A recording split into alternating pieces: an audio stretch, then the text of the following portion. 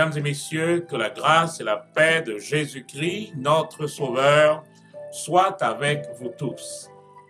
Nous sommes aujourd'hui le jeudi 31 décembre 2020. Nous sommes ici au dernier jour de cette année 2020. Et je sais qu'il y a beaucoup de gens qui veulent vraiment que cette année disparaisse de leur vue. Mais nous sommes là ce matin pour louer le Seigneur, qui nous a permis de traverser cette année et avec toute la promesse que nous avons dans la Bible, que l'ange de l'Éternel campe autour de ceux qui le craignent pour les arracher des dangers.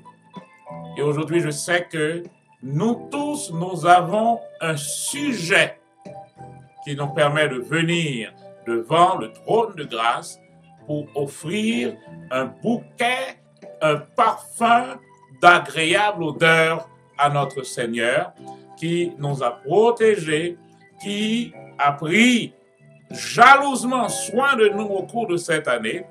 Et si nous pouvons saluer ce dernier jour, c'est simplement par sa grâce. Aujourd'hui, nous allons rentrer encore dans des dossiers sur la confiance en Dieu. Nous avons commencé déjà par établir un élément capital. C'est un poison, je dis, pour votre âme, un poison pour votre foi. C'est l'arme que le diable utilise contre l'humanité depuis longtemps. C'est la peur de la mort. Et nous avons à éradiquer complètement la peur dans notre vie. Et la façon de le faire, nous l'avons vu hier, c'est pas de nous battre contre la peur, mais tout simplement d'accroître la confiance en Dieu dans notre vie. Comme le robinet, nous nous soumettons à la parole de Dieu et ça fait un renouvellement constant de notre intelligence. Notre foi grandit, notre confiance en Dieu grandit et c'est ainsi que la peur va disparaître parce que la Bible nous dit, nous l'avons vu, l'amour parfait bannit complètement la peur. Bienvenue donc, mesdames et messieurs, à notre programme aujourd'hui. Nous allons prendre quelques chants de louange aujourd'hui. Nous sommes, comme je l'ai dit, le 31 décembre. C'est un moment de dire à notre Seigneur, merci pour tout ce qu'il a fait pour nous. Merci pour tout ce qu'il est dans notre vie. Et s'il y a une chose que Dieu aime, c'est recevoir l'honneur, recevoir l'adoration de ses enfants bien-aimés. Bienvenue, mesdames et messieurs, à notre programme aujourd'hui.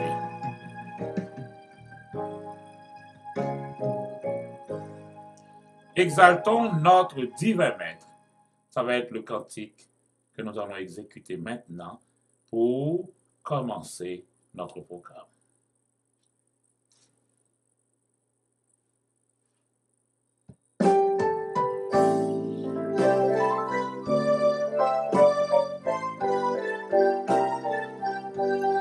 Exaltons notre divin maître, dont l'amour ne saurait changer.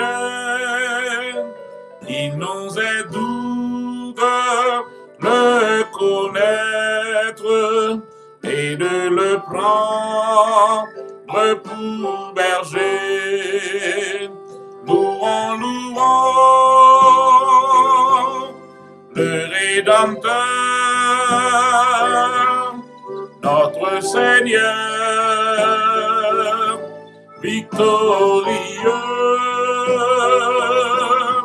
Il nous donna le vrai bonheur et nous bénit du haut des cieux.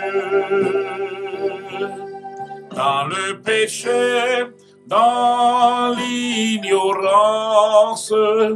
nous vivions sans foi sans espoir, mais il a vu notre souffrance et près de nous, il vint s'asseoir. Louons, louons le Rédempteur, notre Seigneur, victorieux. Il nous donna le vrai bonheur et nous bénit du haut des cieux. Dans nos cœurs brilla la lumière, sa précieuse vérité. Lui-même devint notre frère, le sauveur de l'humanité. Louons, louons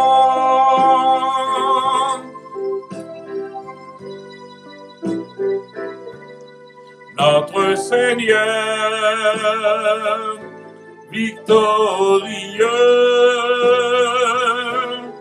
Il nous donna le vrai bonheur et nous bénit du haut des cieux.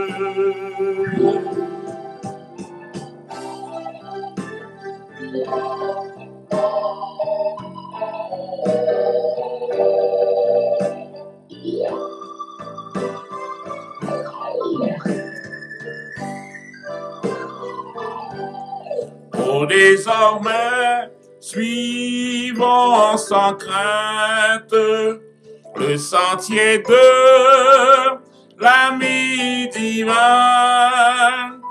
Écoutons toujours sa voix sainte. Nous sommes dans le sûr chemin. Louons, louons le Rédempteur, notre Seigneur, victorieux. Il nous donna le vrai bonheur, il nous bénit du haut des cieux.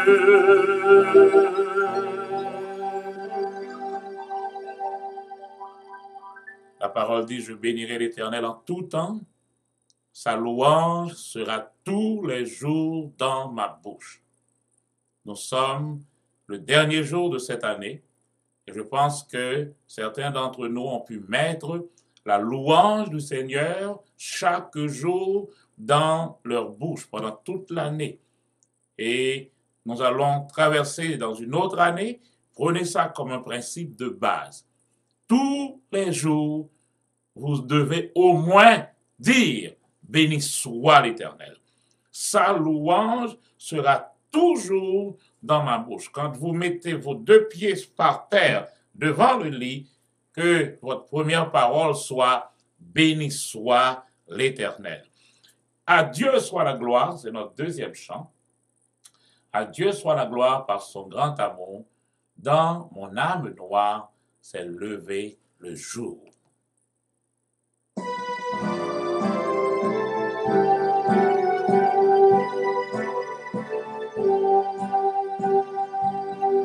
À Dieu soit la gloire par son grand amour. Dans mon âme noire s'est levé le jour. Jésus, à ma place, mourut sur la croix. Il m'offre sa grâce et je la reçois. Gloire à Dieu,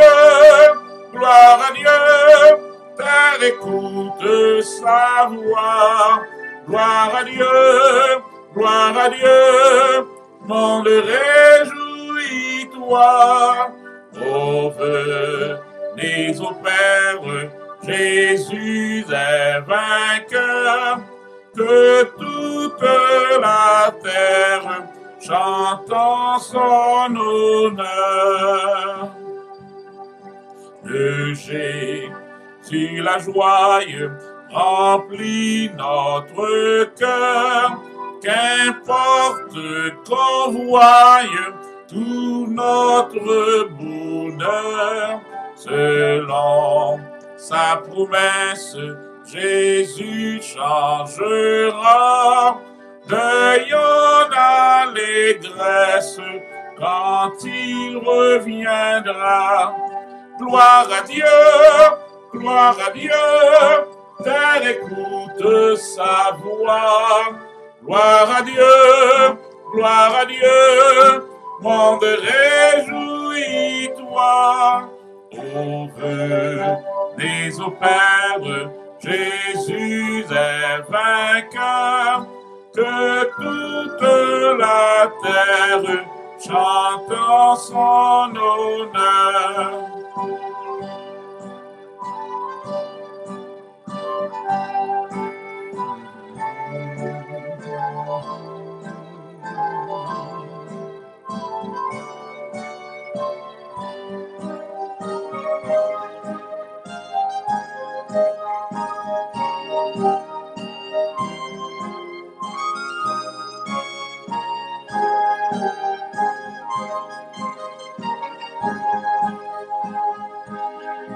Céleste patrie, mon cœur pense à toi, là mon âme unie à Jésus son roi, béni à sans cesse le grand Dieu sauveur, qui dans sa tendresse sauve le pécheur. Gloire à Dieu, terre écoute sa voix. Gloire à Dieu, monde réjouis-toi. Ô venez au Père, Jésus est vainqueur, que toute la terre chante en son honneur. Gloire à Dieu, terre écoute sa voix. Gloire à Dieu, monde réjouis-toi.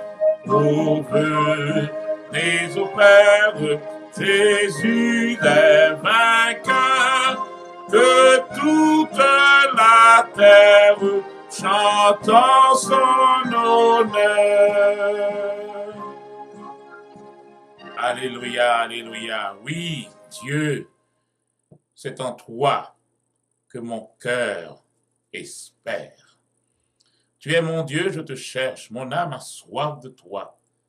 Mon corps soupire après toi.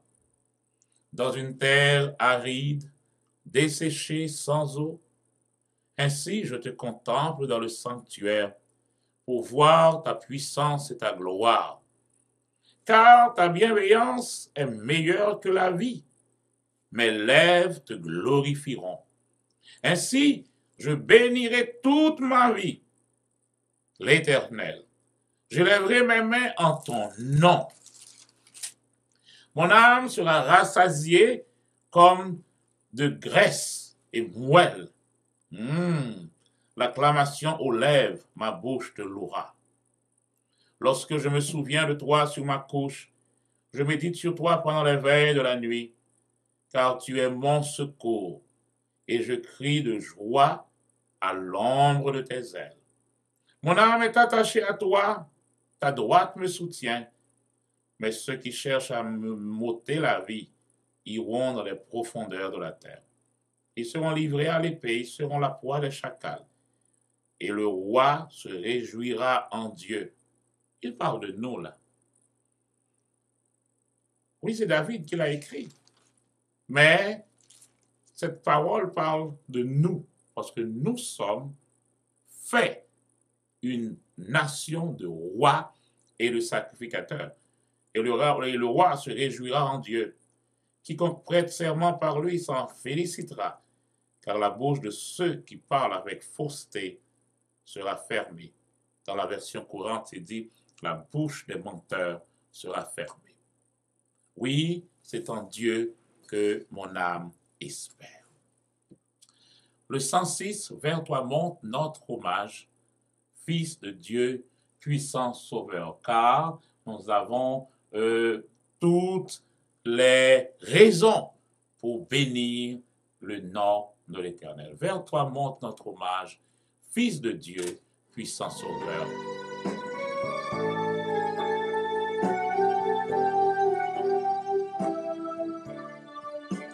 Vers toi monte notre hommage, Fils de Dieu, puissant Sauveur, qui demeure d'âge en âge, le refuge du pécheur. Loué soit ton amour, loué soit à jamais, dans Jésus ta gloire et tes bienfaits. Loué soit ton amour, loué soit à jamais, dans ta gloire et tes bienfaits. De toi vient la délivrance, tu payas notre rançon. C'est en toi qu'est l'espérance, la paix et la guérison. Loué soit ton amour, loué soit à jamais, ton nom Jésus, ta gloire et tes bienfaits. Loué soit ton amour, loué soit à jamais, ton nom, ta gloire et tes bienfaits. Ô qu'heureux, sous ta bannière, est le peuple racheté, qui marche dans ta lumière, vers la céleste cité. Loué soit ton amour, loué soit à jamais, ton nom Jésus, ta gloire et tes bienfaits. Loué soit ton amour, loué soit à jamais, ton nom, ta gloire et tes bienfaits. Par ta divine parole, tu l'enseignes, tu l'instruis, et par l'Esprit qui console, sûrement tu le conduis. Loué soit ton amour, loué soit à jamais, ton nom Jésus, ta gloire et tes bienfaits. Loué soit ton amour, loué soit à jamais, ton nom, ta gloire et tes bienfaits.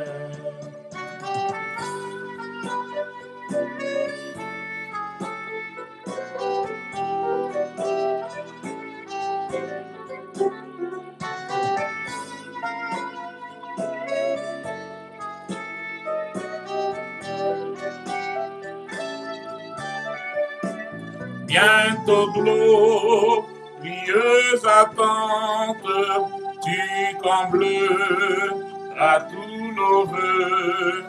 Sur la nuit étincelante, tu viendras à nous des cieux. Loué soit ton amour, loué soit à jamais, ton nom Jésus, ta gloire et tes bienfaits. Loué soit ton amour, loué soit à jamais, ton nom, ta gloire et tes bienfaits. Le psaume 150. Louez l'Éternel. Louez Dieu dans son lieu saint. Louez-le dans l'étendue céleste où se déploie sa puissance. Louez-le pour ses hauts faits. Louez-le selon l'immensité de sa grandeur. Louez-le avec la sonnerie du corps. Louez-le avec le luth et la harpe. Louez-le avec le tambourin et avec des danses. Louez-le avec les instruments à cordes et le chalumeau. Louez-le avec les cymbales sonores. Louez-le avec les cymbales éclatantes. Que tous ceux qui respirent louent l'Éternel. Louez l'Éternel. Amen. Que tous ceux qui respirent. Si vous m'écoutez en ce moment, c'est parce que vous respirez justement.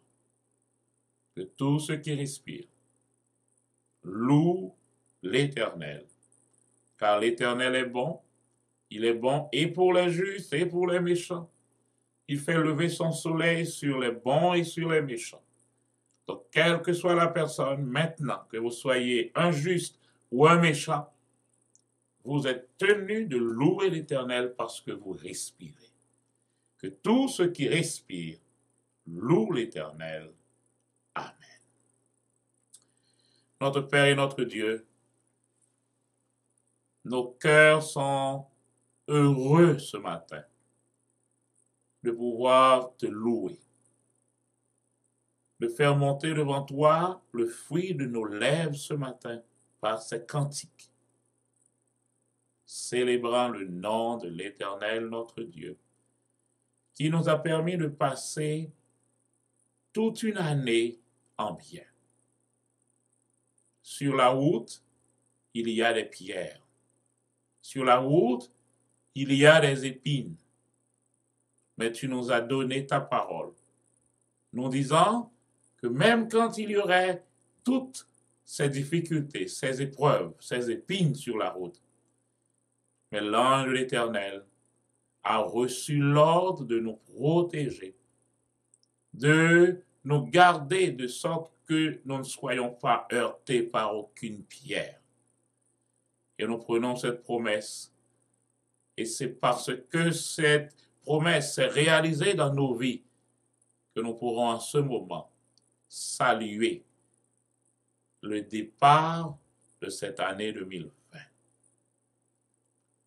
Et nous allons nous asseoir à tes pieds pour recevoir aujourd'hui ta parole.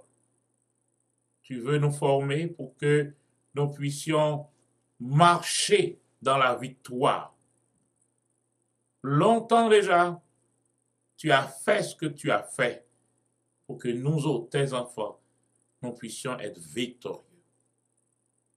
Mais nous étions bloqués par la peur, bloqués par les mauvais enseignements qui nous retiennent captifs. Mais nous voulons aujourd'hui encore, Père, te louer parce que tu nous envoies ta parole. Et lorsque cette parole, nous la recevons, elle nous libère. Quand c'est toi qui nous as franchis, nous serons réellement libres. J'élève la voix pour bénir toute cette assemblée encore aujourd'hui. Et je sais que partout, tous tes enfants te louent pour la respiration, pour l'oxygène, pour l'eau que nous buvons, pour la famille que tu nous donnes, pour la joie. Nous voulons, Père, prendre 5 minutes pour te dire merci. Que ton nom soit exalté, que ton nom soit glorifié, que ton nom soit béni. Nos cœurs sont ouverts à la réception de ta parole. Parle à nos cœurs. Au nom de Jésus-Christ, notre Sauveur. Amen. Oui, mesdames et messieurs, c'est un grand jour pour nous, un jour où nous saluons le départ, j'aime dire cette parole, nous saluons le départ de cette année et automatiquement une nouvelle année voit le jour. Nous allons donc maintenant chanter notre chantème et confier maintenant Dieu parce que pendant toute cette période, et nous sommes là jusqu'au 10 janvier prochain, où nous aurons à étudier ces notions de foi, notions de confiance en Dieu, parce que nous devons entrer dans cette année avec la confiance et nous armer pour avancer. Pas oublier, la seule victoire qui triomphe de ce monde, c'est la foi. Donc pour triompher, nous devons nous armer de foi. Ne laissez pas la peur vous prendre et vous faire des choses, mais que ce que vous allez faire soit motivé par l'amour de Dieu, soit motivé par la parole de Dieu. À ce moment, vous saurez que vous êtes au centre de la volonté de Dieu. Nous allons chanter notre chantème. Confiez-moi dans Dieu, n'importe côté moyen, ni sous la terre, ni sous la mer, ni dans les airs, quel que soit côté moyen, la confiance en Dieu, c'est ça qui assure en soi.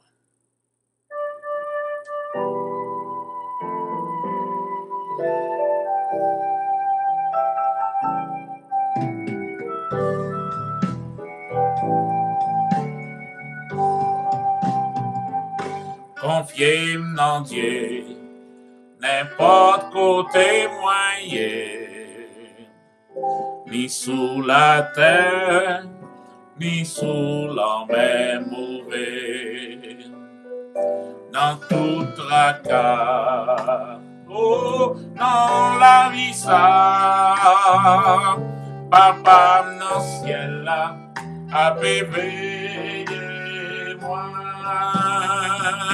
Confiez-moi dans Dieu, on est là, prends soin moi. Dans les airs, ou dans mauvais chemin, l'homme est poussé, bon Dieu qu'aimé, papa dans le ciel là, a réveillé moi. Les gars des bêtes, y'en en chante tout partout. Les prend soin soir, son cap chanter pour nous. Jusqu'à la fin, la veille moi, papa dans le ciel là, a éveillé moi. Confiez-moi dans Dieu, qu'on est là, prends soin moi. Dans des airs ou dans mauvais chemin, l'homme est poussé, bon Dieu qu'aimé, papa dans le ciel là, a réveillé moi.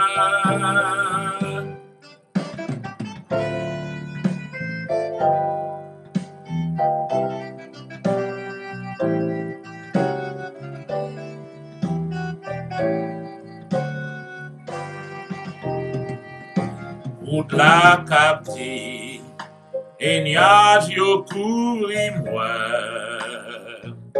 Berger à garde, des moutons jour que la fin. Après mon ça, na ouais ciel là, papa dans ciel là, a réveillé moi. Confiez-moi dans Dieu, qu'on est là, prends soin moi. Dans les airs ou dans mauvais chemin, l'homme est poussé, bon Dieu qu'aimé, papa dans le ciel là, a réveillé moi. Confiez-moi dans Dieu, qu'on est là, prends soin moi. Dans les airs ou dans mauvais chemin, l'homme est poussé, bon Dieu qu'aimé, Papa dans le ciel là, a veillé moi. Papa dans le ciel là, a veillé moi. Papa dans le ciel là, a veillé moi.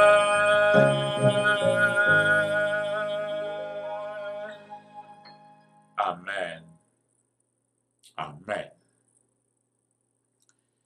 Alors nous sommes là aujourd'hui pour étudier toujours les notions de confiance. Nous avons à placer notre confiance au Seigneur, dans le Seigneur, au cœur même de l'impossibilité.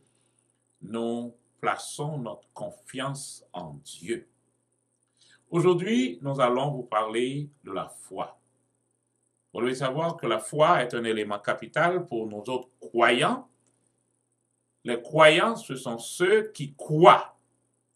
Et quand vous croyez, vous prenez une parole, vous croyez cette parole, vous méditez sur cette parole, vous répétez cette parole devient, et nous l'avions mentionné, c'est comme cette semence, la parole qui est la semence. Quand vous jetez cette semence dans la terre, finalement, cette semence devient la terre elle-même.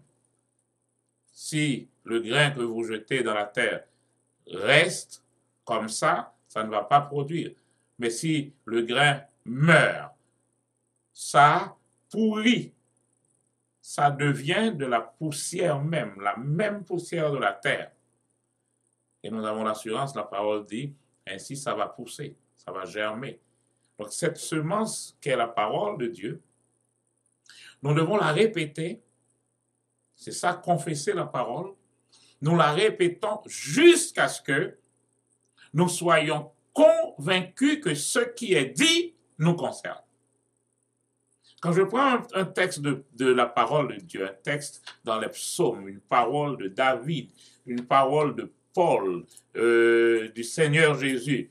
Maintenant, quand on confesse cette parole, il faut qu'on arrive à un certain moment où cette parole devient la nôtre.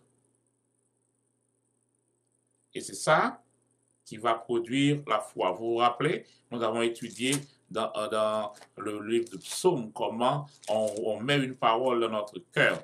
Cette parole bouillonne dans mon cœur, Psaume 45. Mon cœur bouillonne de belles paroles. Je dis, mes œuvres sont pour le roi. Et il a dit que ma langue soit comme la plume d'un habile écrivain. La façon de mettre la parole de Dieu sur notre cœur, c'est par notre langue. Donc, pour avoir la foi, aujourd'hui nous allons parler de la vraie foi. Ça prend justement cet outil, la plume pour écrire la parole de Dieu dans notre cœur, c'est notre bouche, c'est notre langue. Donc prenons le temps de répéter ces paroles, de proclamer ces paroles. Quand on vous dit confesser la parole, c'est justement ça. Parce que en écrivant ces paroles sur notre cœur, par notre bouche, nous sommes en train de semer pour notre foi. En fait, qu'est-ce que c'est la foi? Nous avons commencé par vous montrer le problème de la peur dans la vie du croyant. La peur, c'est un poison. Nous allons retourner sur ça demain. Nous allons y parler en long et en large de la peur de la mort. Nous allons définir ce qu'elle est dans les détails. Mais aujourd'hui, alors que nous saluons, comme je dis toujours, le départ de cette année, nous allons donc rentrer dans l'étude de la foi. Parce que la Bible va dire que le juste vivra par la foi. La foi est un élément indispensable pour nous autres chrétiens nés de nouveau. Parce que, c'est pourquoi il parle du juste. Maintenant, je peux utiliser les termes de la Bible sans problème parce que vous, quand la Bible dit quelque chose, vous savez ce que cela veut dire. Donc, quand la Bible dit le juste, vous n'allez pas vous dire, oh, il n'y a plus de juste. Vous n'allez pas dire ça parce que nous avons déjà étudié que ceux qui sont nés de nouveau sont justes. Pourquoi? Parce que 1 Corinthiens 6, verset 11 nous a déjà dit, nous avons été lavés, nous avons été justifiés, donc c'est être juste, nous avons été sanctifiés. Donc, à partir de ce moment, quand on parle de juste, on ne va pas dire, ah, ça ne nous adresse pas. Non, nous sommes les justes de Dieu, nés de nouveau. Maintenant, le croyant né de nouveau, ou le juste, vivra par la foi. Donc, si nous devons vivre par la foi, il est important pour nous de connaître ce que c'est cette foi. La foi, c'est, Hébreux 11, verset 6 nous dit, c'est la seule chose qui nous permet de faire plaisir à Dieu. Donc, si je dois faire plaisir à mon Père, et c'est seulement par la foi qu'il prend plaisir, ça devient capital pour moi de connaître la foi. La foi, c'est, 1 Jean 5, verset 4, dit, c'est la seule victoire qui triomphe de ce monde. Ça veut dire quoi? C'est par la foi seulement que nous pourrons remporter la victoire ici-bas. Par la foi seulement. Et c'est par la foi que nous pouvons aussi recevoir tout ce que Dieu donne. Je l'ai déjà mentionné avec vous. Tout ce que Dieu donne, c'est par la foi qu'il donne. Et vous-même, vous devez... Alors, et je reprends. Tout ce que Dieu donne, c'est par la grâce. Et vous-même, vous devez recevoir ce que Dieu donne. Et c'est seulement par la foi qu'on reçoit ce que la grâce donne. C'est ce que Romains 4, 16 nous dit. Il faut que cela soit une grâce pour qu'on puisse parler de la foi. Donc, vice-versa. Il faut la foi quand il y a la grâce, et la grâce a besoin de la foi pour fonctionner. Donc, que ce soit votre salut, que ce soit votre prospérité, que ce soit votre guérison, votre pardon, ça prend la foi. Tout ce que Dieu donne par sa grâce, vous devez le prendre par la foi. Donc la foi est précieuse aux yeux de Dieu. Romains 1er 17, je lis, c'est par la foi et pour la foi.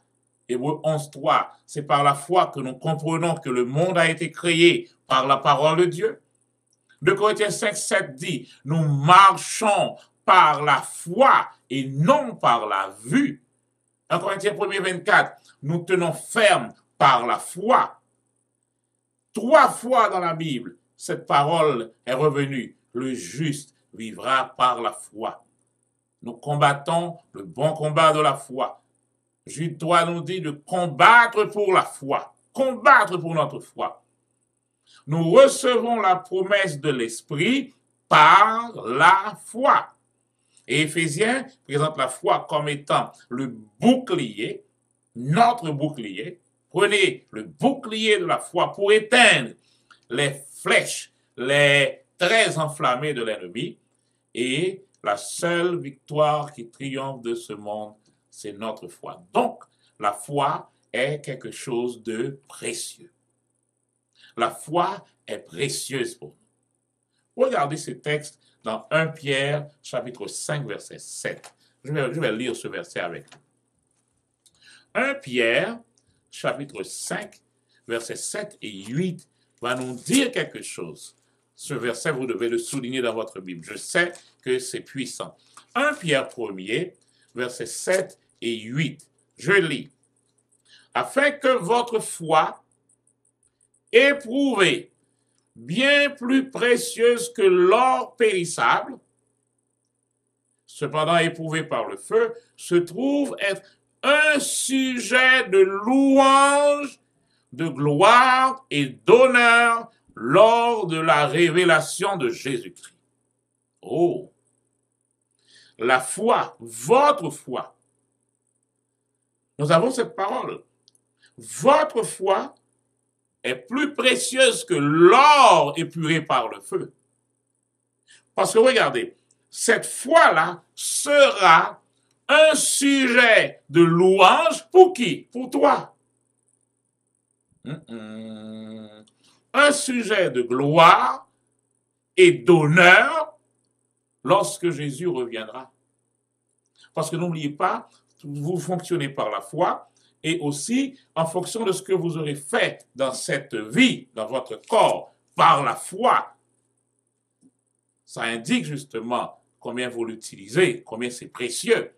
Et la parole nous dit, cette foi sera un sujet de louange, un sujet de gloire, un sujet d'honneur au retour de Jésus. Vous l'aimez sans l'avoir vu. Verset 8. Sans le voir encore, vous croyez en lui et vous tressaillez de joie, d'une joie indicible et glorieuse en remportant pour prix de votre foi le salut de vos âmes. La foi est précieuse aux yeux de Dieu. Vous vous rappelez quand Jésus, quand il disait, quand le Fils de l'homme viendra, trouvera-t-il la foi sur la terre? Il a besoin de la foi.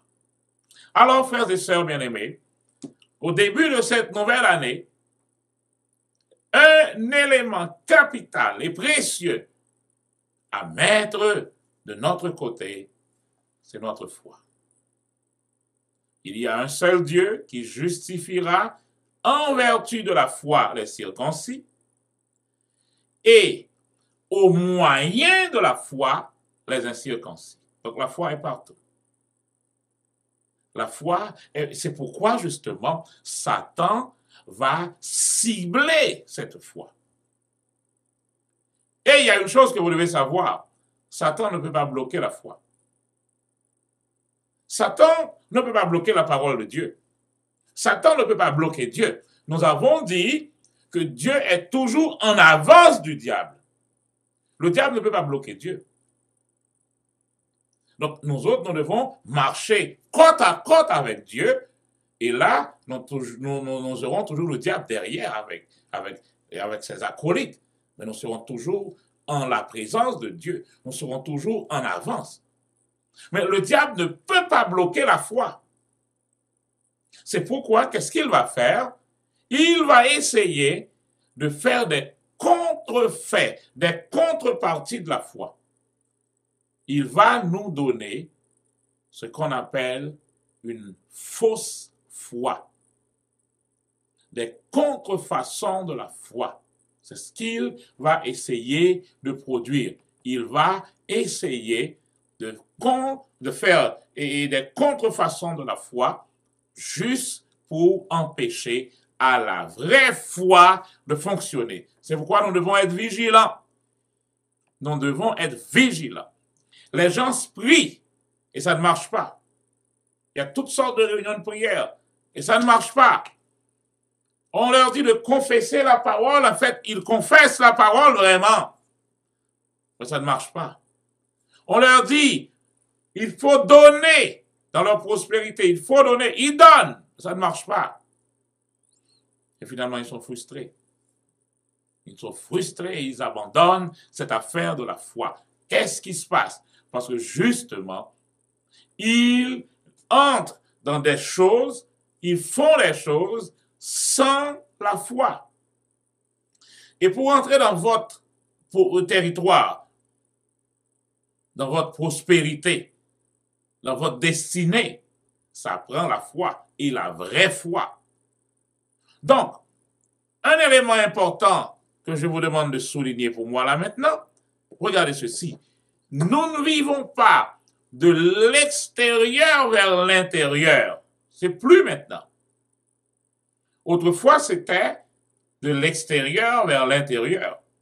Du temps d'Abraham, du temps des prophètes, du temps de Samson ou autres, ils avaient besoin, même de Gédéon. Des fois, on se souvient encore à Gédéon qui demandait un signe et plusieurs signes avant d'avancer. Mais maintenant, c'est plus ainsi. Parce que regardez, nous ne vivons pas de l'extérieur vers l'intérieur. mais plutôt de l'intérieur vers l'extérieur. C'est pourquoi, quel que soit ce qui peut arriver dans la vie, ne peut pas nous détruire, ne peut pas nous abattre. Pourquoi? Parce que notre source n'est pas à l'extérieur. Nous travaillons, nous vivons de l'intérieur vers l'extérieur. Le Saint-Esprit est à l'intérieur. Et c'est lui notre guide, c'est lui notre source.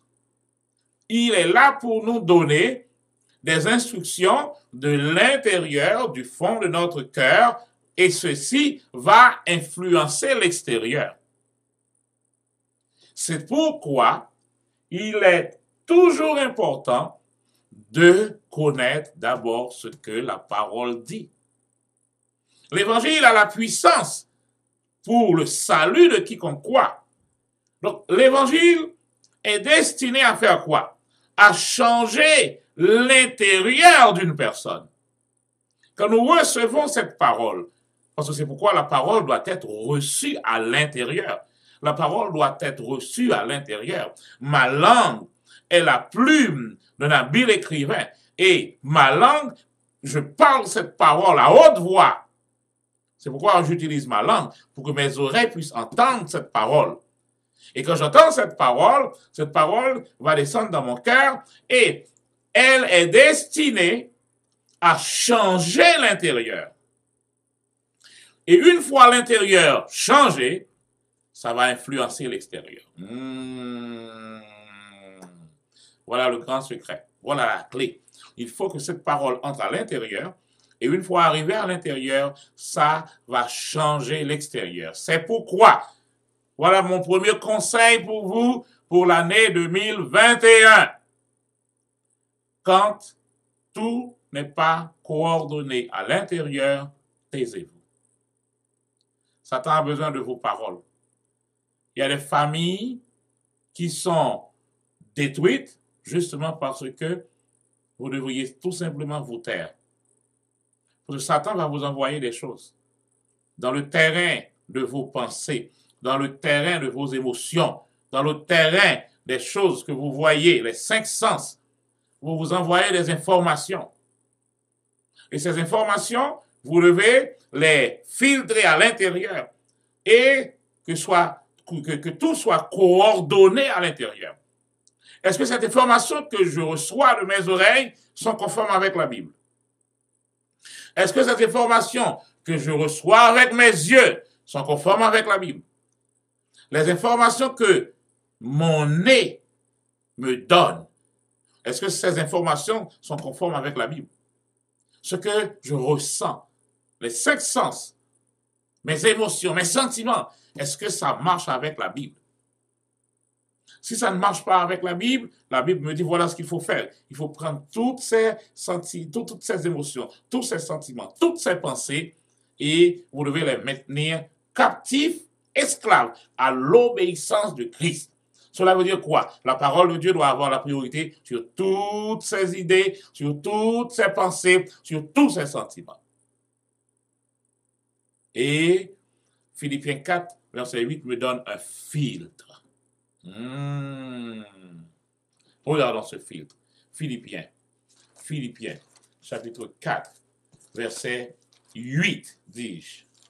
Philippiens 4, verset 8 me dit, voilà, Philippiens 4, 8, il me dit, au reste, frères, que tout ce qui est vrai, tout ce qui est honorable, tout ce qui est juste, tout ce qui est pur, tout ce qui est aimable, tout ce qui mérite l'approbation, ce qui est vertueux et digne de louange, soit l'objet de vos pensées. Donc, quand vous avez des idées, des pensées, ces pensées vont venir. Satan va vous bombarder d'idées. En une seule journée, les psychologues vous disent, en une seule journée, vous pouvez avoir plus de 50 000 pensées. C'est immense. Et vous choquez votre cerveau quand vous pensez négativement. Parce que le cerveau est fait pour aller dans le sens de Dieu. Le corps est fait pour aller dans le sens de Dieu. Vous frustrez votre corps quand vous restez dans le négatif constamment. C'est pourquoi le corps à l'intérieur est stressé. Vous savez, et allez demander aux médecins, ils vont vous dire que le stress, c'est pas seulement une situation, que vous avez cette situation stressante, mais vous savez, votre corps est stressé même par les choses que vous mangez. Votre corps est stressé même par l'odeur des choses que vous prenez. Vous êtes dans une situation, l'air est malsain, votre corps est stressé par ça. Parce qu'il n'est pas fait pour vivre dans cette situation. Donc, il doit essayer tout le temps de se battre pour sortir de ce stress. Donc, Satan va vous bombarder. Mais la parole de Dieu nous dit de filtrer tout cela. Donc, si la chose n'est pas bien coordonnée à l'intérieur, ne la parlez pas. Satan est derrière votre langue. Il attend ce que vous allez dire. Donc, dès que vous commencez à parler, vous commencez à ajuster l'extérieur. Je vais reprendre ceci. C'est pourquoi ne dites pas n'importe quoi. Ne répétez pas ce que vous entendez dans la radio, ce que vous voyez à la télévision. Ne répétez pas. Et je dis toujours à mes amis sur WhatsApp, sur Facebook, ces informations, on va vous bombarder d'informations et ce sont généralement des informations qui ne sont pas fondées. Ne les répétez pas. Delete sur votre téléphone. Si ce n'est pas bien coordonné à l'intérieur, dans le cas de ces informations, si vous ne connaissez pas la source, vous ne vérifiez pas la source, ne les répétez pas. Parce que dès que vous commencez à ouvrir votre bouche, vous commencez à ajuster l'extérieur. Du moment où vous ouvrez votre bouche. Parce que nous avons été créés de nouveau. Et avec cette nouvelle naissance, nous sommes exactement de la nature de Dieu. Ce que nous avions perdu en Éden, Jésus l'a ramené. Nous avons maintenant le pouvoir. Je dis gros mot, un gros mot. Nous avons maintenant le pouvoir parce que Marc 11 nous donne ce pouvoir. Le mot pouvoir ici, le grec, c'est exousia. Ça veut dire une autorisation légale. Nous avons l'autorisation légale d'ouvrir notre bouche et de changer les choses. Pourquoi puis-je dire ça? Parce que Marc, chapitre 11, verset 23. Marc 11, 23 dit, Marc 11, 23, il a dit, en vérité, je vous le dis, si quelqu'un dit, voici, vous devez dire quelque chose, hein? Si quelqu'un dit à cette montagne, ôte-toi de là et jette-toi dans la mer, et s'il ne doute pas en son cœur, mais quoi, regardez, mais quoi que ce qu'il a dit arrive, il le verra s'accomplir. Voilà l'autorité que nous avons. L'autorité, l'exousia, le droit légal de dire à une montagne, ôte-toi de là et jette-toi dans la mer. Et la montagne a le droit légalement de nous obéir. Donc, la foi, elle fonctionne toujours. Romains 3, verset 3, regardons ce texte. Romains, chapitre 3, verset 3. Romains 3, verset 3, il est dit, et quoi? Si quelqu'un est infidèle, regardez bien, si quelqu'un est infidèle, leur infidélité rendra-t-elle sans effet la fidélité de Dieu? Voilà une question pour vous. Si quelqu'un n'a pas de foi, cette personne dit, moi, je n'ai pas besoin de foi, je n'ai pas de foi. Est-ce que parce que cette personne n'a pas de foi, ça fait que la vraie foi ne fonctionne pas? Oh que non. Ce que beaucoup de gens appellent la foi ne marche pas, justement. Pourquoi? Parce que ce n'est pas vraiment la foi. Ce n'est pas la vraie foi. Parce que la vraie foi, elle n'a pas besoin d'un lieu spécifique pour fonctionner. Dieu n'a pas besoin que je sois au Canada pour me bénir, ou aux États-Unis, ou dans n'importe quel autre endroit. Donc, je laisse ma place spécifiquement parce que je dis, bon, et non! Nous devons retourner à la base. C'est pourquoi des fois, nous voyons que, bon, et ce que je pensais, c'est pas ça. Partout, la vraie foi fonctionne. Et cela toujours. Parce que la foi est une loi spirituelle. Qu'est-ce qu'une loi? Une loi, c'est quelque chose qui marche partout. Du moment où on active une loi, ça fonctionne toujours. Le fait pour quelque chose d'être populaire ou légal dans un pays quelconque ne fait pas que ceci est correct. Ce qui est correct pour Dieu, c'est ce que Dieu a dit. Parce que n'oubliez pas, Dieu ne change pas. Et si Dieu ne change pas, sa parole ne change pas. Si sa parole ne change pas, la foi ne change pas. Parce que la foi viendra de la parole. Et Dieu va nous dire de ne pas nous conformer à ce monde. Ce monde dans lequel nous nous trouvons. Il y a tellement de textes dans la Bible qui disent ces mêmes choses. Et j'aime regarder le texte de Lévitique. On va dans Lévitique 18 un moment. Lévitique 18, verset 3. J'aime ce texte. Lévitique 18. Lévitique, je suis dans Nombre là, je dis Lévitique. Lévitique 18, verset 3. Il dit, vous ne ferez pas ce qui se fait dans le pays d'Égypte où vous avez habité, et vous ne ferez pas ce qui se fait dans le pays de Canaan où je vous mène. Vous ne suivrez pas leurs principes. Ne vous conformez pas au siècle présent. Ce que vous voyez là où vous étiez en Égypte et ce que vous voyez là où vous êtes en Canaan, les peuples qui vous entourent, vous voyez comment ils fonctionnent. Ne suivez pas leur exemple. Vous suivez ce que je dis. Malachie 3, 18. Oh, j'avais 18, 3. J'avais Lévitique 18, 3. Maintenant, j'ai Malachie 3, 18. Malachie 3, 18. Le dernier livre de la Bible, pas vrai? Et alors, de l'Ancien Testament. Malachie 3, 18 dit, j'aime ce verset. Et vous verrez de nouveau la différence entre un juste et un méchant. Et j'ai dit toujours, cessez de me dire que tout le monde est dans le même sac. Tout le monde n'est pas dans un même sac. Il y a une différence.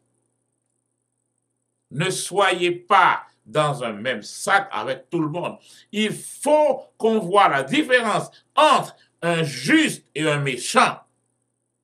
Donc, cessez de me dire maintenant qu'il n'y a plus de juste, parce qu'on doit avoir une différence.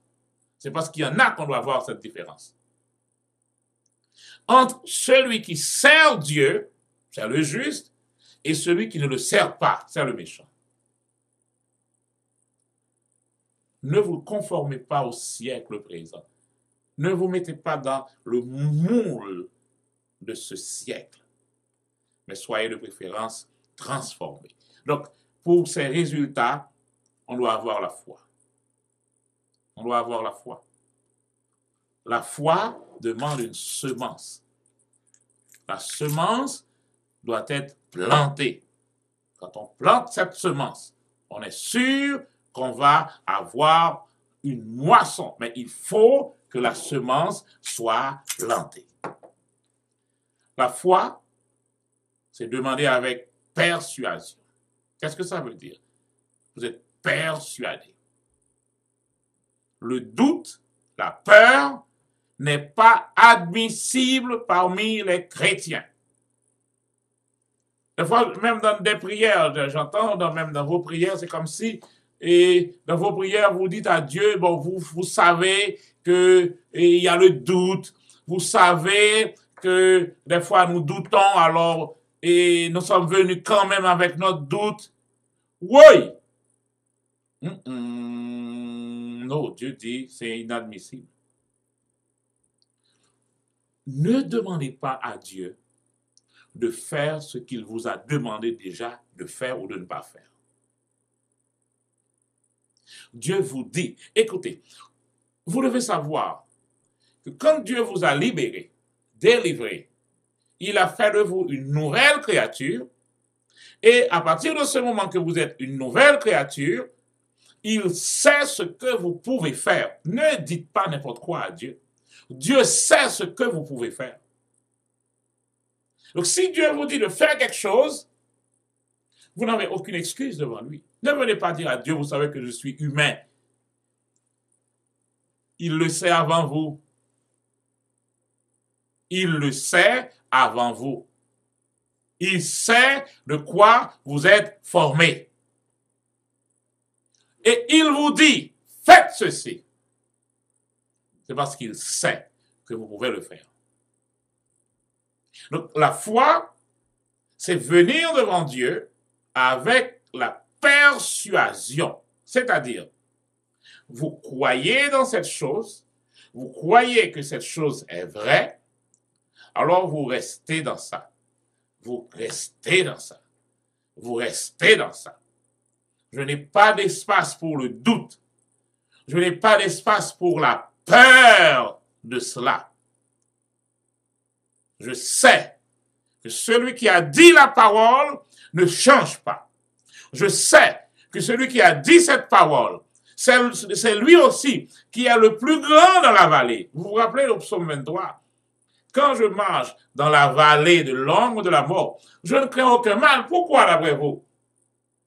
Parce que celui qui est le plus grand dans la vallée, c'est mon Père. Donc, être sûr.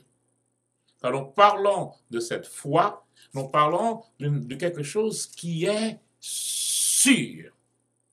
1 Timothée 1er, regardons, 1 Timothée chapitre 1er, 1 Timothée 1er, on va lire versets 4 et 5.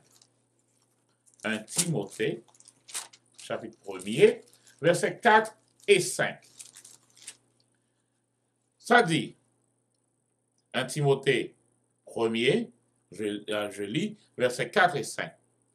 Et de ne pas s'attacher à des fables, à des généalogies sans fin qui favorisent des discussions plutôt que l'œuvre de Dieu dans la foi.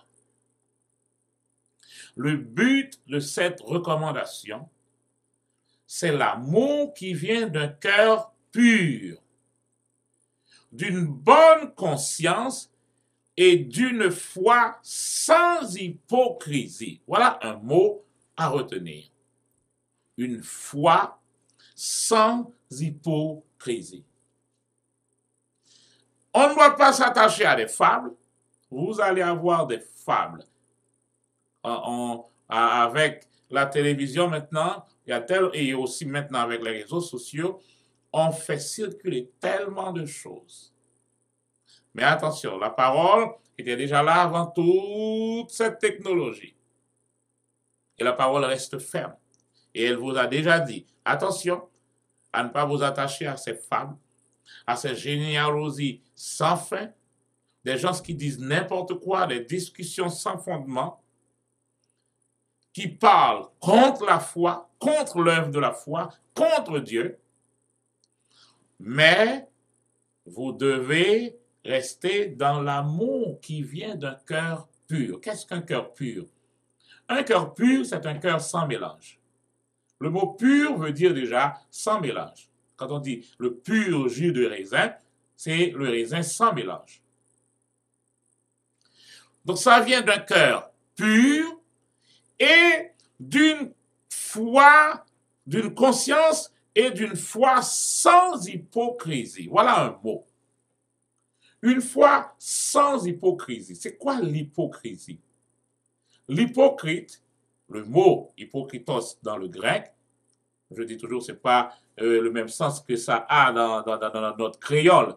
En créole, si je te dis hypocrite, tu vas être fâché parce que là, c'est comme une injure. Mais le mot hypocrite, en fait, signifie acteur.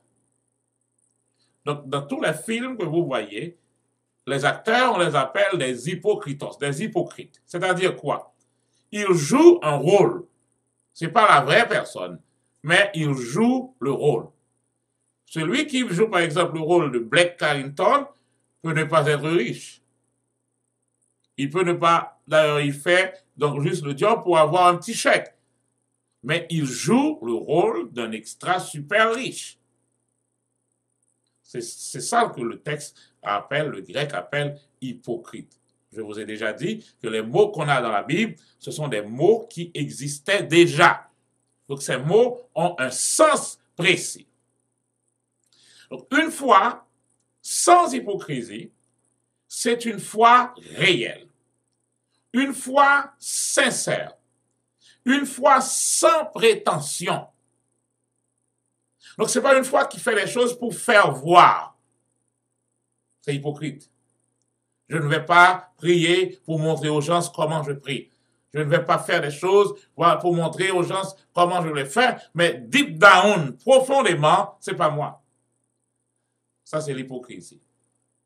Et cette hypocrisie va frustrer votre cœur. Et c'est pourquoi je dis que le malin arrive à faire des contrefaçons de la foi. Il vous propose des choses, par exemple, pour imiter la foi d'une personne. Ce n'est pas votre foi. Dans Actes des Apôtres, nous avons un exemple.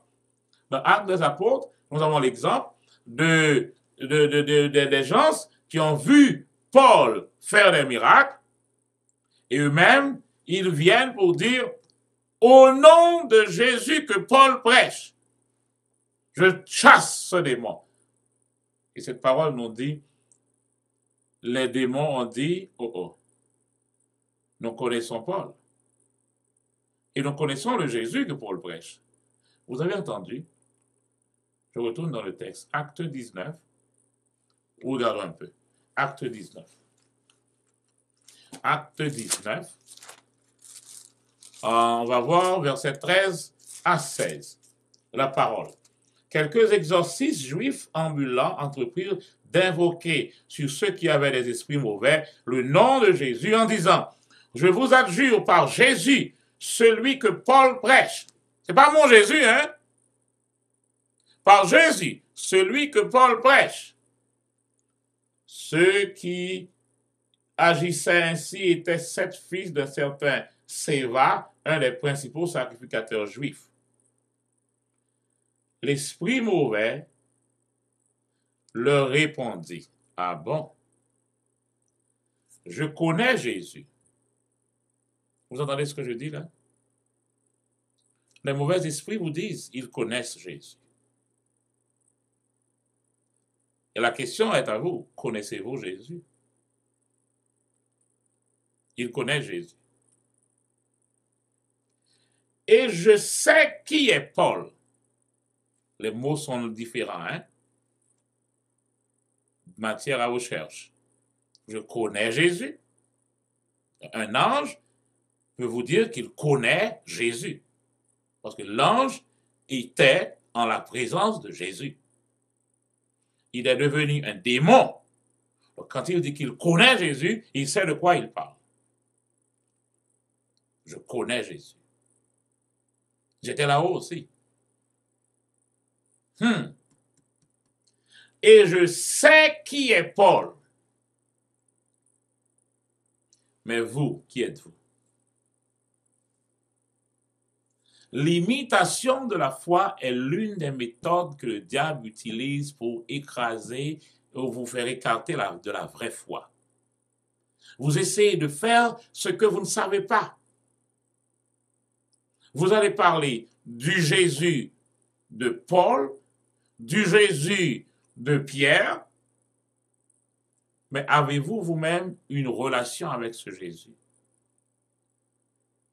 Des fois, nous parlons de le Dieu d'Abraham, c'est très bien. Le Dieu d'Isaac, c'est très bien. Le Dieu de Jacob. Mais est-ce que je peux parler du Dieu de Jean-Charles Bernard? Du Dieu de Nathalie?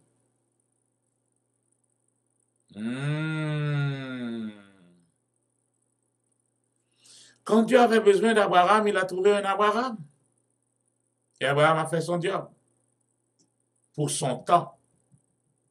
Quand Dieu avait besoin de Moïse, il a trouvé son Moïse. Et Moïse a fait son job pour son temps. Quand Dieu avait besoin d'un Sarah ou d'une Sarah ou d'une Rebecca, il l'a trouvé. Et chacun a fait sa part en son temps. Mais dans ton temps, Dieu a besoin de toi. Éphésiens 2:10 me dit que nous avons été sauvés, nés de nouveau, reconstruits, refaits, recréés en Jésus-Christ. Allons dans ce verset, Éphésiens 2:10. Éphésiens 2:10. Ce texte-là, vous devez être en mesure de les souligner dans votre Bible pour comprendre des choses. Éphésiens 2:10.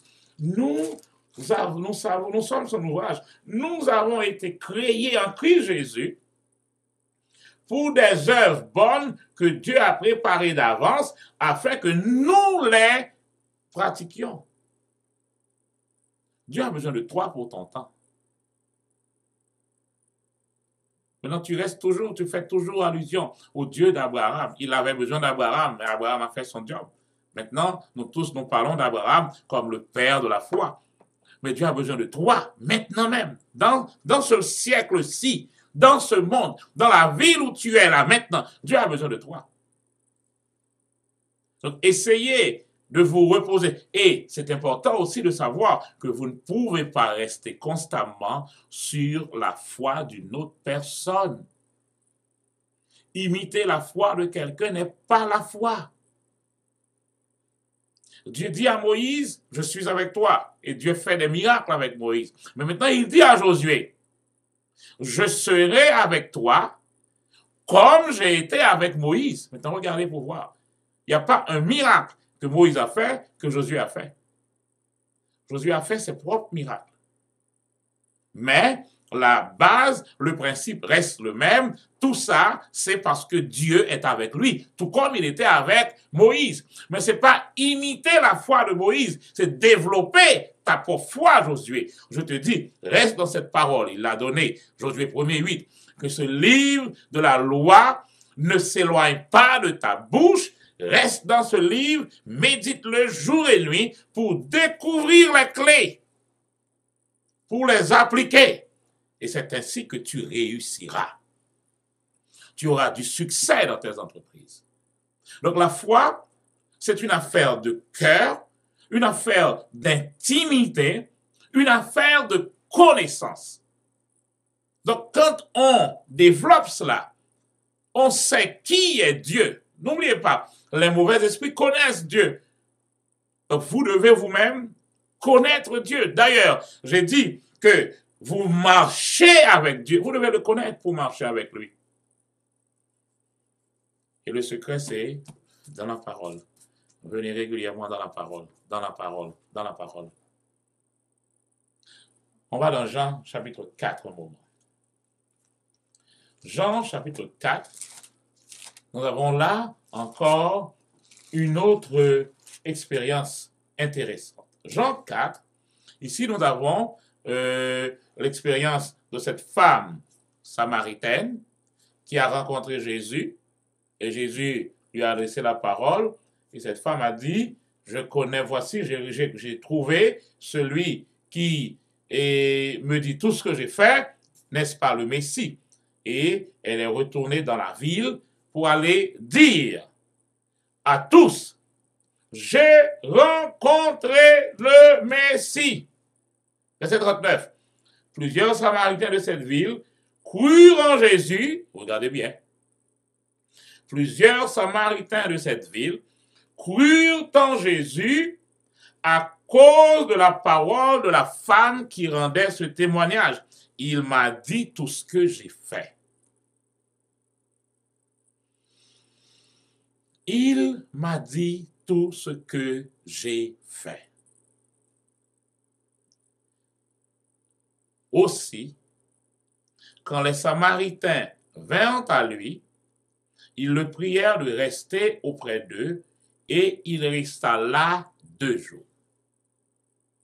Cette femme, qui était une femme plutôt rejetée de la société, maintenant, la voilà au milieu de la ville pour faire une campagne d'évangélisation. Venez, venez à Jésus. Venez à Jésus. Il m'a dit, tout ce que j'ai fait, c'est le Messie. Venez. Et ils sont venus. Et quand ils sont venus, ils ont entendu Jésus. Et ils ont demandé à Jésus de rester encore 2 jours. Donc regardez la suite. Ils furent encore beaucoup plus nombreux à croire à cause de sa parole. La parole de la femme, bon, certains ont cru, mais maintenant que Jésus continue à parler, beaucoup plus viennent à croire à la parole de Jésus. Et il disait à la femme, ce n'est plus à cause de tes dires que nous croyons. C'est important. Ce n'est plus à cause de tes paroles que nous croyons, car nous l'avons entendu nous-mêmes et nous savons que c'est vraiment lui le sauveur du monde. Il faut que cette parole, il faut que cette rencontre, cette relation soit intime et personnelle. D'accord, j'ai entendu pasteur un tel prêcher, j'ai cru dans cette parole, mais quand je suis arrivé moi-même dans la Bible, c'est la parole écrite, et cette parole écrite a l'objectif de me révéler la parole vivante. Donc à l'intérieur des pages de la Bible, il y a Jésus. Le pasteur m'oriente vers ce livre, la parole écrite, et là, mon job, c'est de rester dans cette parole et de découvrir la parole vivante. Cela veut dire quoi? Il peut y arriver à un moment où le pasteur m'avait dit quelque chose, et quand j'arrive dans la Bible, je vois que c'est pas ça. Il y a une frustration quand même ici. Mais je dois me rappeler d'une chose. La parole écrite a pour l'objectif de me révéler la vraie parole. Jésus est la parole vivante. Et cette parole me révèle ce Jésus. Et là, quand j'ai la révélation de la parole étante, je vais dire à ce pasteur, ce n'est plus à cause de ce que tu me racontais là. Je peux dire à ce pasteur, le niveau de la doctrine que tu me donnais là, c'est plus ça maintenant qui me tient dans l'église. Parce que là, j'ai rencontré Jésus personnellement. Je l'ai rencontré, je l'ai entendu, nous l'avons entendu et nous savons. Il faut qu'il nous dise quelque chose. Il faut que nous arrivions à découvrir personnellement ce qu'il a dit. La foi vient de ce qu'on entend. Qu'est-ce que tu entends de Dieu? Tu entends le pasteur constamment, all right. Tu entends les cassettes, tu entends maintenant avec Facebook, WhatsApp, tu entends toutes sortes de choses, all right. Mais est-ce que tu as pris le temps de vérifier l'étiquette de ce que vous entendez? Quand vous allez acheter des choses, vous regardez pour voir et pourcentage de fer, pourcentage de sel, pourcentage de graisse. Est-ce que quand vous entendez des choses, vous prenez le temps d'analyser l'étiquette pour voir combien de pourcentage de la Bible qu'il y a dans ce message? Combien de pourcentage d'opinion personnelle qu'il y a dans ce message? Combien de citations des grands auteurs qu'il y a dans ce message? Et maintenant, toutes ces citations, toutes ces opinions, tous ces arguments, est-ce qu'ils peuvent te donner la foi? On ne peut pas simplement reposer sa foi sur un autre. Il faut que nous arrivions à un moment où nous disons, j'ai rencontré Jésus personnellement. Et voilà un défi pour nous à l'arrivée de cette nouvelle année. On ne peut pas simplement se reposer sur la foi d'un pasteur, sur la foi de quelqu'un, parce que quelqu'un l'a dit, ou j'ai vu un ancien faire ça. Donc, non, ne reposez pas votre foi sur quelqu'un. Votre modèle, votre standard, ce n'est pas le pasteur. Ouais, pourquoi j'insiste? Ce n'est pas celui qui vous parle qui est le modèle. Un professeur, c'est ça qu'un pasteur est un professeur. N'oubliez pas, Éphésiens 4 nous a déjà présenté que les pasteurs, les évangélistes, ou lisons ce texte, lisons des fois, et allons dans la parole directement, laissez la parole dire ce que la parole veut dire. Souvent on dit, ah, pasteur Bernard a dit. Non, pasteur Bernard ne dit pas. Pasteur Bernard prêche. Vous voyez la différence? C'est Dieu qui dit. C'est celui qui dit. Il dit et la chose arrive. Lui, c'est lui qui dit. Moi, je répète. Je proclame. Donc, si vous avez à voir la personne qui a dit la chose, c'est Dieu que vous devez voir. Dieu dit, on ne couche pas avec un homme comme on couche avec une femme. C'est une abomination. Ce n'est pas moi qui l'ai dit, c'est Dieu. Moi, je le prêche, je le répète. Vous êtes fâché, voyez Dieu.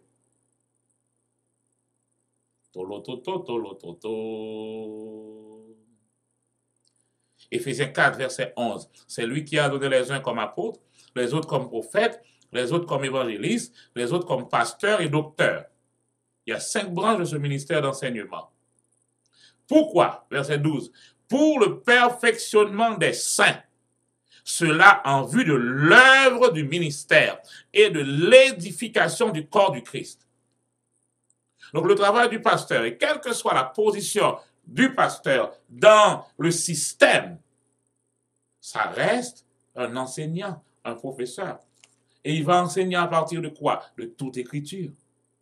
Si ce qu'il a dit n'est pas toute écriture, ce n'est pas un bon professeur. Parce que le professeur, lui, il nous donne des clés, il nous dit, allez dans le livre pour aller étudier, pour aller vérifier, et ensuite vous allez être testé en fonction de ce que vous avez étudié dans votre livre. Donc le pasteur, il est un professeur. Dans le Nouveau Testament, le principal travail du pasteur, du berger, c'est de nourrir le peuple. Pourquoi? Pour que le peuple puisse lui-même faire l'œuvre du ministère, les œuvres du service.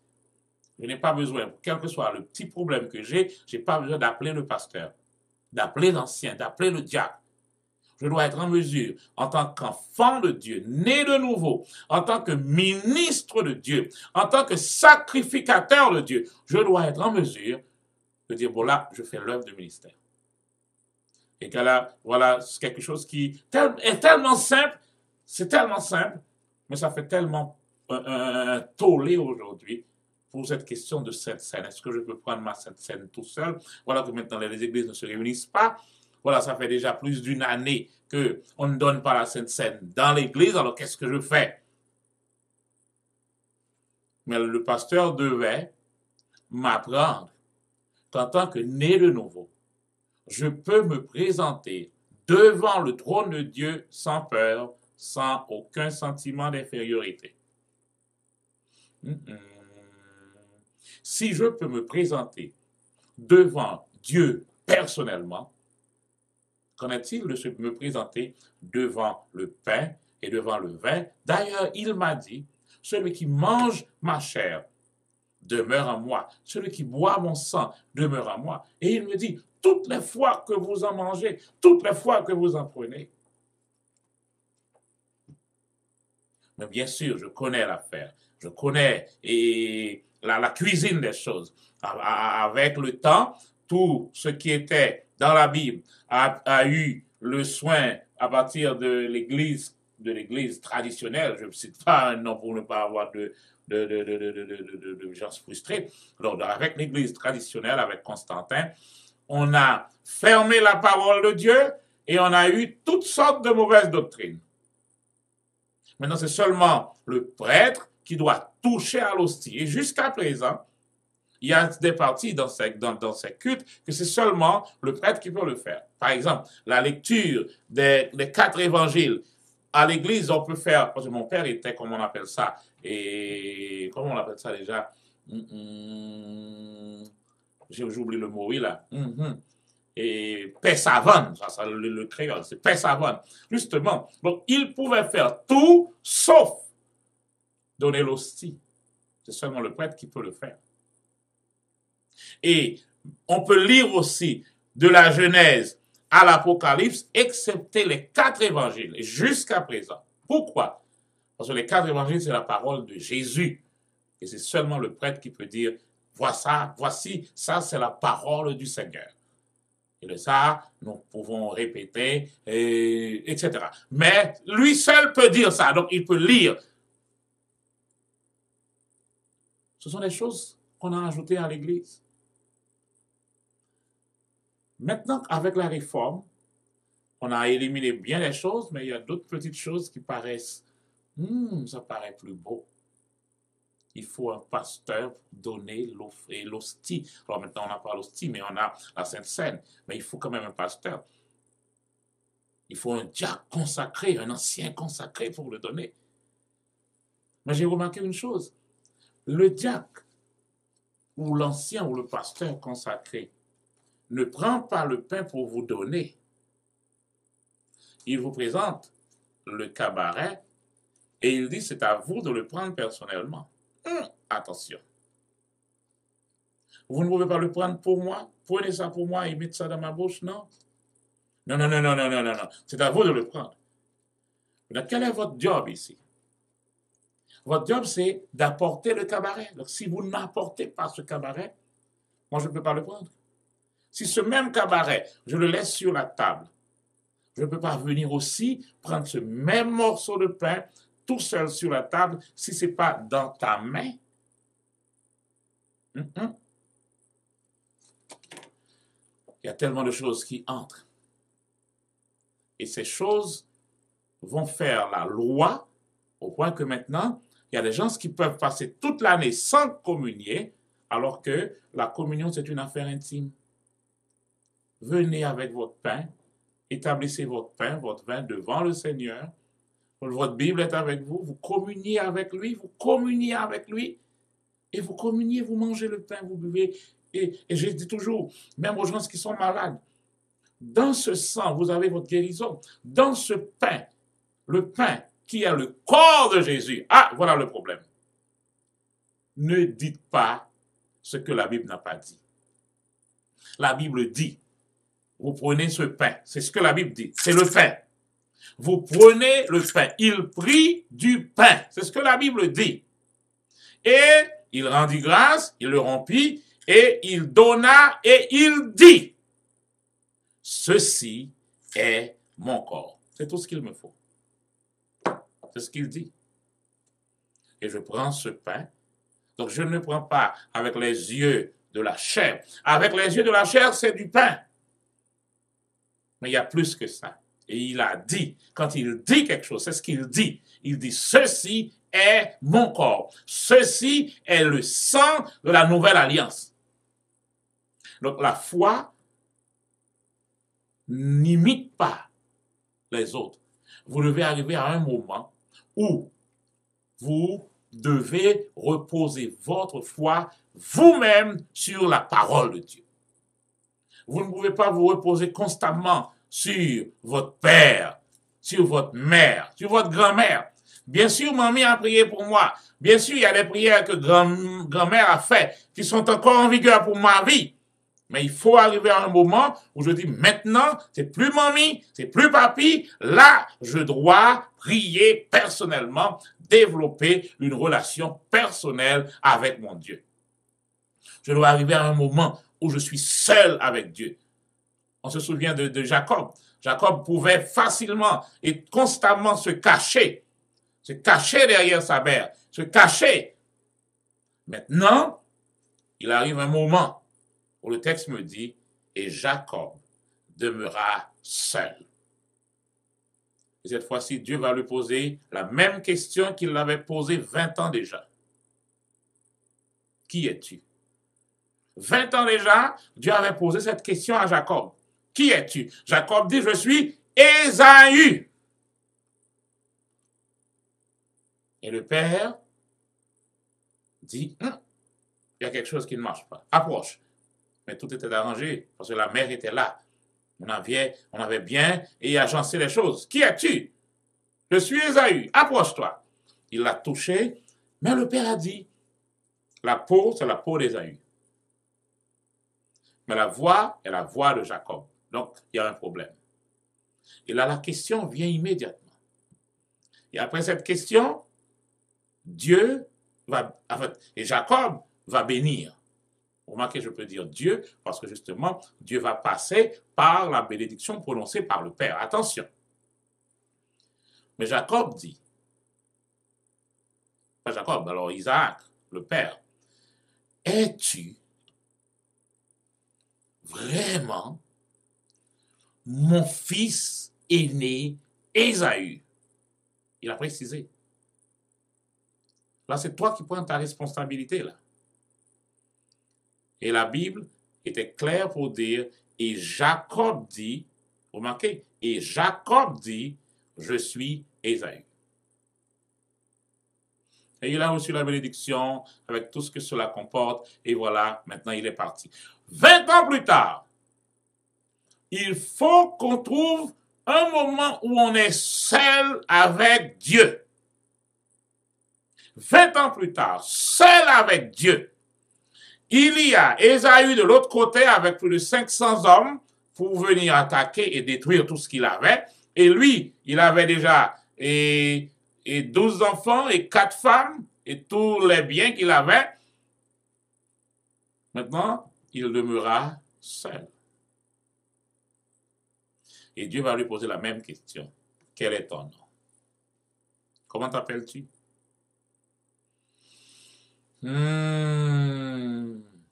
Et là, le texte me dit, et il répondit, je suis Jacob. On ne peut plus se cacher là. On ne peut plus se cacher. Dieu va vous rencontrer au point où vous êtes.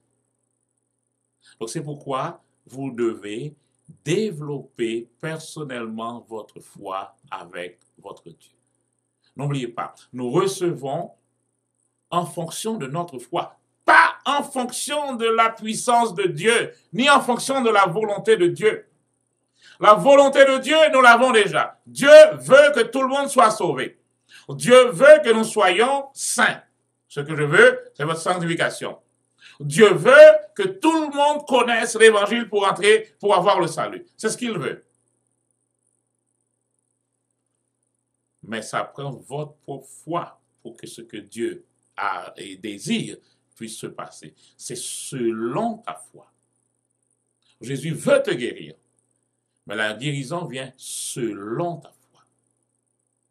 Donc, la foi, c'est un élément capital au début de cette nouvelle année. En commençant avec cela, au début de cette nouvelle année, vous devez savoir que la foi est un élément capital, un élément précieux. Nous avons pu couvrir beaucoup de choses, mais il faut que nous ne restions pas sur la foi d'une autre personne.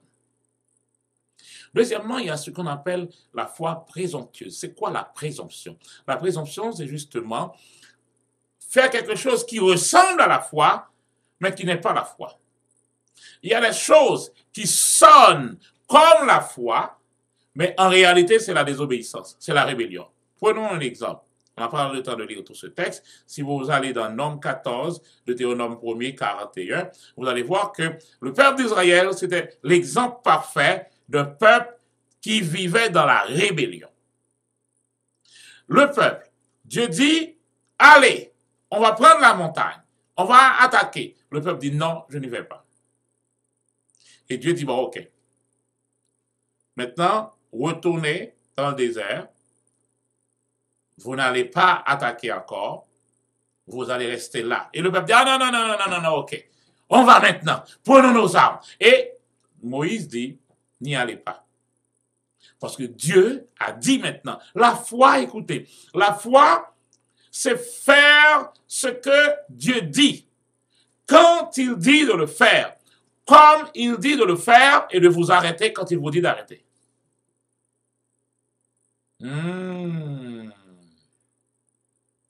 La foi, vous faites ce que Dieu dit. Dieu dit allez, vous allez. Il dit arrêtez, vous vous arrêtez.